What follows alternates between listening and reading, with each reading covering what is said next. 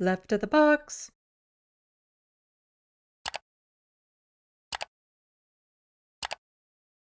As I was mentioning, Amnesty International just came out with their report, and it's in-depth, it's investigated.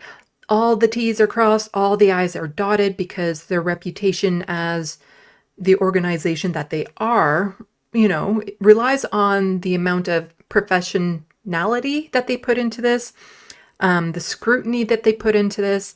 They never just offhandedly publish anything, because some people might be wondering, like, why it took them so long to come out with this report. And it's because of all of the work that they put into it to make sure that what they're publishing is accurate, factual, all of that sort of stuff.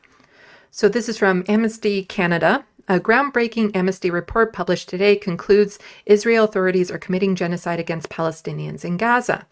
Now, again, Amnesty International, well-recognized organization, one that, the Canadian government has referenced before, like, oh, the good work that they do and things of that sort, like so many other nations and stuff. Oh, they do such a good job of, exposing human rights abuses all around the world. Be interesting to see how they take this. It's kind of like when the ICC and the ICJ, say it's plausible genocide. All of a sudden, the United States are like, well, we listened to them before on everything, but now, I don't know. And even Canada was a little reluctant to be like, yeah, okay. So I guess we have to, as I will show. There has been some movement here in Canada, at least. Not enough, not nearly enough. But the pressure is mounting, and it is such, it is a struggle to get any progress on what's happening there, and nothing nearly fast enough, of course, because every moment it's delayed, lives are lost. And it's taking a lot of pressure, and this now is another massive line of pressure, this call out, this undeniable, groundbreaking report published today concludes, again, that the Israeli authorities, you notice how they say Israeli authorities and not Jewish people in Israel? Again, it's attacking the state, which is also now considered anti-Semitic in Canada if you attack the state of Israel, are committing genocide against Palestinians in Gaza. So I'm just going to kind of go over parts of the article. I haven't even had a chance to read it in depth yet. And there's usually actions involved with Amnesty International that people can get involved with. And it's very important that people do, because it does make a difference. You feel like you are subhuman, Israel's genocide against Palestinians in Gaza. Amnesty International's research has found sufficient basis to conclude that Israel has committed and is continuing to commit genocide against Palestinians in the occupied Gaza Strip, the organization said in a landmark new report published today. The report, You Feel Like You Are Subhuman, Israel's Genocide Against Palestinians in Gaza, documents how during its military offensive launched in the wake of the deadly Hamas-led attacks in southern Israel on October 7, 2023, Israel has unleashed hell and destruction on Palestinians in Gaza, brazenly, continuously, and with total impunity. Amnesty's international report demonstrates that Israel has carried out acts prohibited under the Genocide Convention with the specific intent to destroy Palestinians in Gaza. These acts include killings, causing serious bodily or mental harm, and deliberately inflicting on Palestinians in Gaza conditions of life calculated to bring about their physical destruction. Month after month, Israel has treated Palestinians in Gaza as a subhuman group unworthy of human rights and dignity, demonstrating its intent to physically destroy them, says Angie Calamard, Secretary General of Amnesty International. Our damning findings must serve as a wake-up call to the international community. This is genocide. It must stop now. States that continue to transfer arms to Israel at this time must know that they are violating their obligation to prevent genocide and are at risk of becoming complicit in genocide. All states with influence over Israel, particularly key arms suppliers like US and Germany, but also other EU members, states, the UK and others, must act now to bring Israel's atrocities against Palestinians in Gaza to an immediate end. And it really will be on all these other nations, Canada included, Because the sad, scary reality is Benjamin Netanyahu won't stop. Like, the only way he'll stop is under two conditions. And one is he achieves his goal, which would just be complete obliteration of everyone in Gaza and occupying it and all that sort of stuff. Or if other nations apply enough pressure, if other nations force them to stop. Those are the only two ways that what the Israeli administration will end what they are doing. So you can read the full report if you go onto their website. Relentless bombardment in Gaza, genocide. Over the past 2 months, the crisis has grown particularly acute in northern Gaza Governorate, where besieged population is facing starvation, displacement, and annihilation amid relentless bombardment and suffocating restrictions on life-saving humanitarian aid. Our research reveals that, for months, Israel has persisted in committing genocidal acts, fully aware of the irreparable harm it was inflicting on Palestinians in Gaza. It continued to do so in defiance of countless warnings about the catastrophic humanitarian situation and the legally binding decisions from the International Court of Justice, ICJ, ordering Israel to take immediate measures to enable the provision of humanitarian assistance to civilians in Gaza, says Angies. So the organization considered the scale and severity of the casualties' destruction over time. It analyzed public statements and officials, finding that prohibited acts were often announced or called for in the first place by high-level officials in charge of the war efforts. And this is a quote from Angies. The atrocity crimes committed on October 7th, 2023 by Hamas and other armed groups against Israelis and victims of other nationalities, including deliberate mass killing and hostage-taking, can never justify Israel's genocide against Palestinians in Gaza. So here we have how we concluded that Israel is committing genocide in Gaza. So it says, what is genocide? Genocide is the commission of one or more acts prohibited by Genocide Convention committed with the specific intent to destroy national, ethnical, racial, or religious groups in whole or in part as such. Genocidal acts we must document against Palestinians in Gaza, killing members of a national, ethnical, racial, or religious group. 2, causing them serious bodily or mental harms. 3, deliberately inflicting conditions of life calculated to bring about their physical destruction. Killings and causing serious harm. Amnesty International documented a pattern of repeated direct attacks on civilians and civilian objects or deliberate indiscriminate attacks by Israel. The attacks were also conducted in ways designed to cause a high number of civilian fatalities and injuries. 3 patterns that together show Israel imposed conditions of life calculated to destroy Palestinians in Gaza. 1. Destruction of infrastructure essential for the survival of the civilian population. 2. Repeated mass forced displacement under unsafe and inhumane conditions.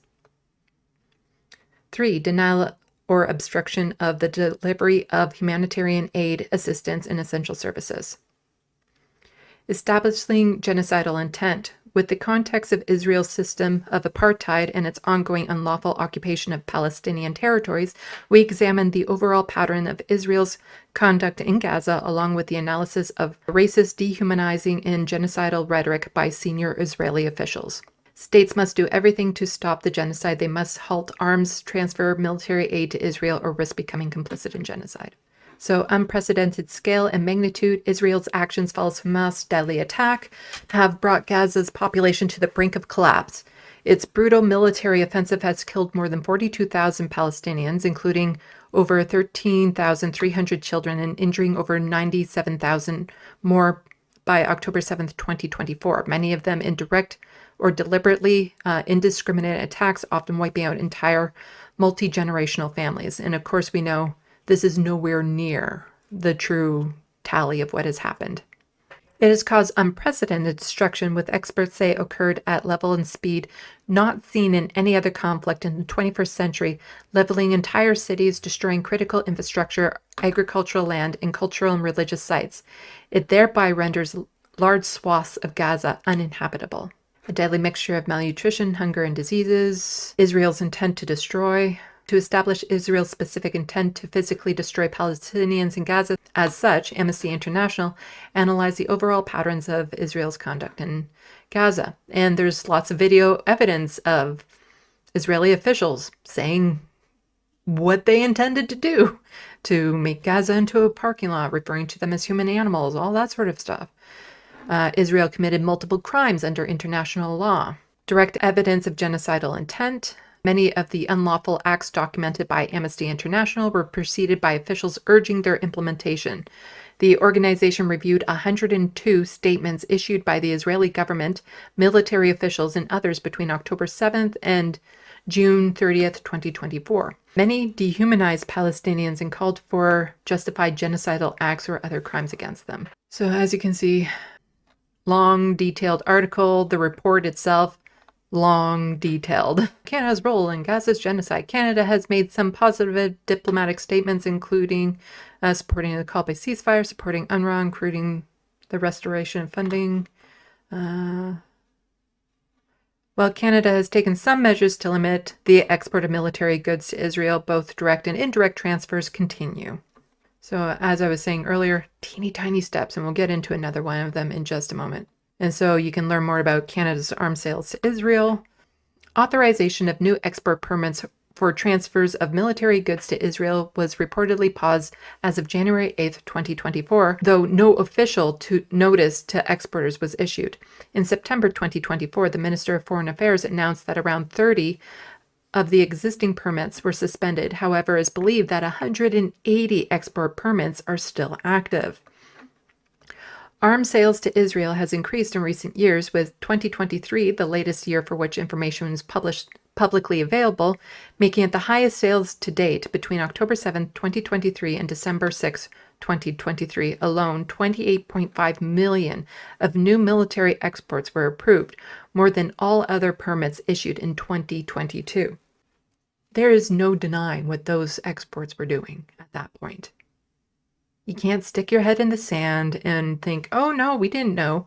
Canadian officials knew exactly what those weapons were going to be used for. Canadian parts, components, and other military materials are also exported to the USA, which in turn are integrated into U.S. military equipment such as F-35 aircraft supplied to Israel Defense Force. You can sign up, donate to Amnesty International. They do amazing work. This website also gives you a bit of a timeline, background, very detailed, very worth going through the entire article. So here, in relation to this report, Heather McPherson, an NDP MP, she said, I asked for an emergency debate on Canada's obligations following today's report from Amnesty International concluding Israel is committing genocide. And let's listen to what she has to say. Mr. Speaker, I am proposing an emergency debate tonight based on the report that came out yesterday from Amnesty International concluding that Israel has committed genocide in Gaza. This finding of genocide from the world's most respected human rights organization has immediate implications for the Government of Canada and for every single member of Parliament. In short, Canada must change course immediately given such a conclusion, or this government may be found complicit in genocide by the International Court of Justice. This has serious implications for Canada's reputation internationally and for Canada's adherence to international law. It also requires that Canada do much more to end the genocide in Gaza and to withdraw its political and military support for Israel while the genocide is ongoing. This report is meticulous in its research on Israeli authorities' policies and actions in Gaza as part of the military offensive they launched in the wake of the Hamas-led attacks on the 7th of October 2023. And she continues on saying, unfortunately, the Speaker denied our request, but this report requires Canada to act today to end arms transfers and impose sanctions on the Netanyahu government. No complicity in genocide. Allegations of violations and crimes under international. It situates these actions within the broader context of Israel's unlawful occupation and what Amnesty calls a system of apartheid against Palestinians in Gaza, the West Bank, including East Jerusalem and Israel. It assesses allegations of violations and crimes under international law by Israel in Gaza within the framework of genocide under international law, concluding that there is sufficient evidence to believe that Israel's conduct in Gaza following October 7, 2023 amounts to genocide. I note that Amnesty is also working on a research report on the horrific crimes committed by Hamas on October 7th of last year, and that we anticipate that that report will detail the egregious violations of international law by Hamas and other Palestinian armed groups and the need for accountability under the international justice system. I further note that this report is specific to Israel's actions. Amnesty requests an arms embargo apply to Israel, Hamas, and other Palestinian armed groups operating in Gaza, and it also advocates for sanctions on both Israeli and Hamas officials implicated in crimes under international law. And here, somehow Canada's complicity in genocide doesn't warrant debate. New Democrats call for we support these calls, and we believe that all perpetrators, Israel, Hamas, and other Palestinian armed groups, all perpetrators in the region must be held accountable. Mr. Speaker, I quote from this report, Amnesty has found, and I quote, sufficient basis to conclude that Israel committed between October 7, 2023 and July 2024 prohibited acts under the Genocide Convention, namely killing, causing seriously bodily or mental harm, and deliberately inflicting on Palestinians in Gaza conditions of life calculated to bring about their physical destruction in whole or in part. Thank you. That's why I'm asking for an emergency debate.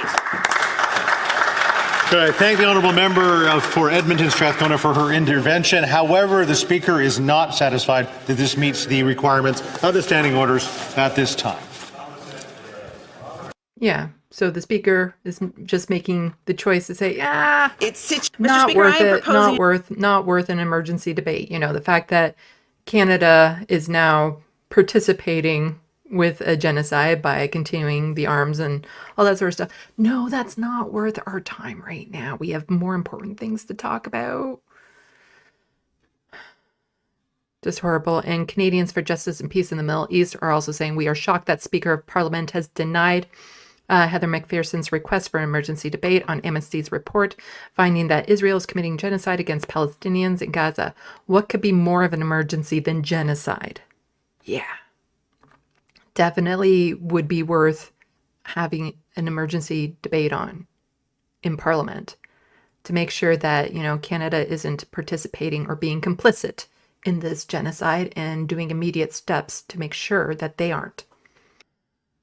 But like I said, small progress with Canada, nowhere near enough. Nowhere near enough. This is from the National Council of Canadian Muslims, tweeting out, today marks historic step forward in Canada's approach towards principled foreign policy based on respect for international law and respect for human rights.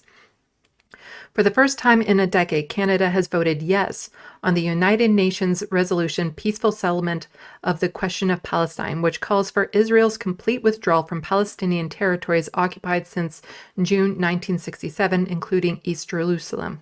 Canada's vote aligns with the vast majority of the United Nations in holding Israel accountable for its illegal occupation of Palestinian land. This is a key element in any formulation of independent Palestinian state. We and many community advocates will continue to urge Canada to officially recognize Palestinian statehood. And so there were 8 countries against, 157 in favor, and 7 abstained. And of course, the United States is against it. Of course, Israel is against it. Micronesia, that one's always in there for some reason. Argentina, Hungary, Palau, Papua New Guinea, we're all against it. I'm not sure how to say that. Make that bigger for people to see. Small progress, but it's progress. And we need to keep applying the pressure. We need to keep pushing forward.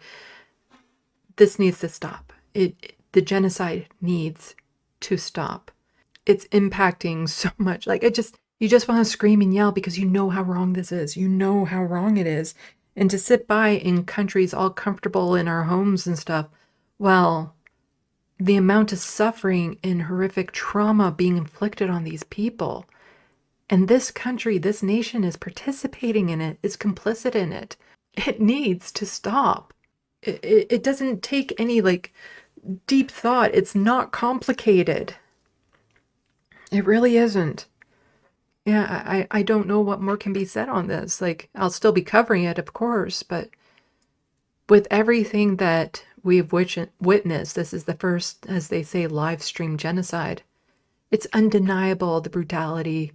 It's undeniable, the horrific conditions, what has happened. So many lives lost that didn't need to be lost. To see it unfolding in real time while our governments sit by and do nothing, enable it, it can really put some doubt into how you feel about humanity and the world, that's for sure. But we need to continue fighting. We need to continue pushing back. We need to get Canada to finally, follow through to what it claims its values are and stop sending any arms, stop sending any parts to other nations for arms, actually applying pressure on Israel to say, you need to stop kowtowing to Israeli lobbyist groups here, stop expanding the definition of anti-Semitism to include any criticism of the state of Israel. All of that sort of stuff needs to end now.